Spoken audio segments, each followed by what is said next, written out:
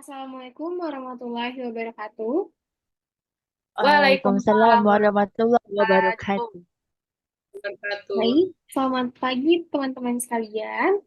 Pada kesempatan kali ini kami akan mempresentasikan materi perkuliahan pendidikan Pancasila dengan tema Pancasila sebagai sistem etika. Tapi sebelum presentasi, izinkan kami untuk memperkenalkan anggota kelompok kami terlebih dahulu. Yang pertama dengan saya sendiri, Nasya Mahdia, sebagai moderator sekaligus presentator pertama kami dengan NIM 2224002. Selanjutnya akan dilanjutkan oleh rekan saya. Perkenalkan, nama saya Arcangela Ciriani UGF dengan NIM 22420 sebagai presentator kedua. Baik, saya presentator yang ketiga, Zalfaris Kirinomi Putri dengan NIM 22418. Perkenalkan, saya Sharon Temang dengan NIM 2224011 sebagai presentator terakhir. Baik, terima kasih teman-teman atas perkenalannya. Langsung saja kita masuk ke materi. Yang pertama akan dijelaskan oleh saya sendiri, yaitu pengertian sistem etika. Apa sih sistem etika itu? Jadi, sistem etika itu adalah suatu kerangka nilai dan prinsip moral yang digunakan untuk menentukan apa yang dianggap benar, baik, dan adil di dalam suatu masyarakat. Sistem ini berfungsi untuk membimbing perilaku individu atau kelompok dalam berinteraksi, baik dalam konteks sosial, profesional, maupun pribadi. Secara lebih umum, etika dapat didefinisikan sebagai pedoman untuk membedakan antara perbuatan yang baik dan perbuatan yang buruk, serta memberikan arahan tentang bagaimana seharusnya seseorang bertindak sesuai dengan norma atau aturan yang diterima secara sosial ataupun budaya.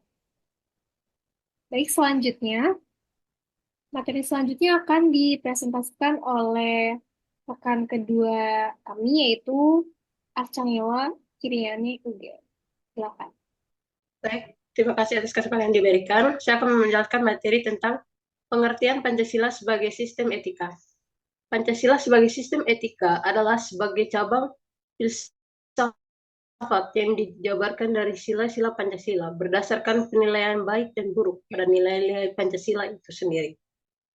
Oleh karena itu, di dalam etika Pancasila terkandung nilai-nilai ketuhanan, kemanusiaan, persatuan, dan kerakyatan dan keadilan. Kelima nilai tersebut membentuk perilaku masyarakat Indonesia dalam semua aspek kehidupan. Next, baik selanjutnya materi tentang Pancasila sebagai filsafat dasar bangsa. Pancasila merupakan dasar negara dan ideologi bangsa Indonesia yang dirumuskan dari nilai-nilai terluhur yang hidup di masyarakat Indonesia. Dalam konteks etika, Pancasila menjadi landasan filosofi dalam menentukan apa yang benar, baik, dan adil. Filsafat Pancasila menerap nilai-nilai kebudayaan, agama, dan kearifan lokal yang berkembang di Indonesia. Oleh karena itu, ia berperan sebagai sistem etika kolektif yang mengarahkan perilaku masyarakat menuju kehidupan yang damai, adil, dan bermartabat.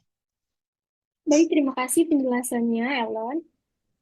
Untuk slide berikutnya akan dijelaskan oleh presentator ketiga kami, yaitu Zalfa Rizky Nomi Putri. Dipersilakan. Baik, terima kasih atas kesempatannya.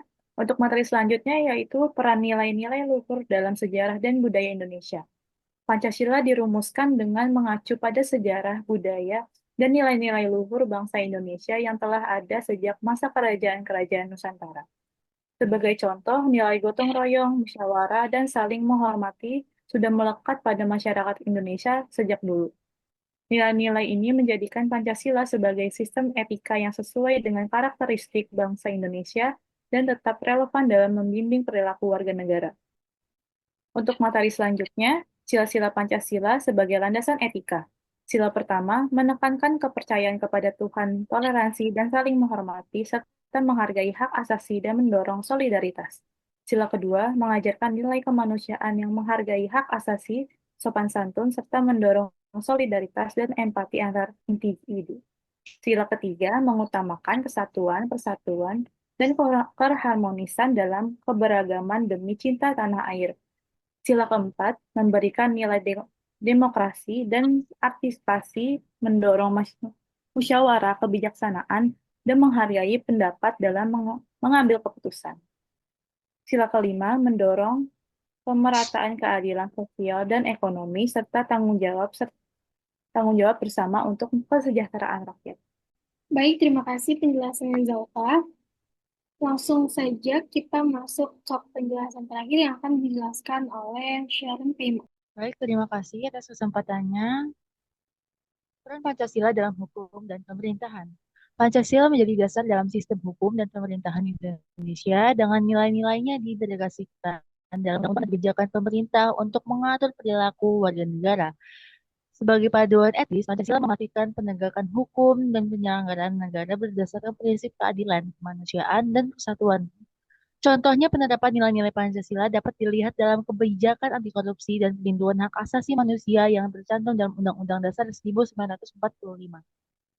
Tantangan dan solusi penerapan Pancasila sebagai etika. Tantangannya, penyalahgunaan kekuasaan dan korupsi. Kurangnya pemahaman Pancasila di kalangan generasi muda, pengaruh globalisasi dan budaya asing, kesenjangan sosial dan ekonomi, kurangnya penegakan hukum yang konsisten. Solusinya mencakup beberapa hal, yaitu memastikan penegakan hukum di Indonesia sejarah dengan nilai Pancasila, khususnya keadilan, kemanusiaan, dan hak asasi.